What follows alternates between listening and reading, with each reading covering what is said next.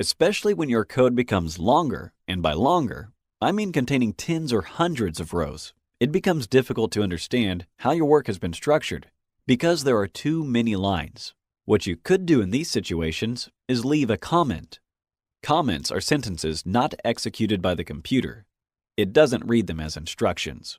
The trick is to put a hash sign at the beginning of each line you would like to insert as a comment. I'll improvise with a random sentence.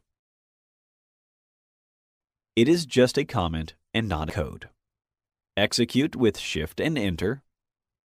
When you run this cell, there will be no output because the comment does not count as code.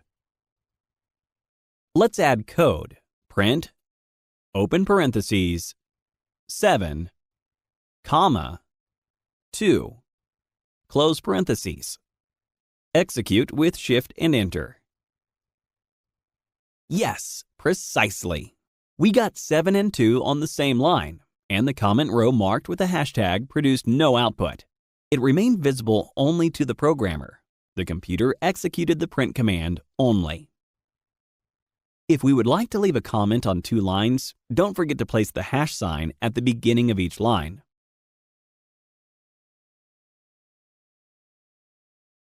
These 2 will be comments.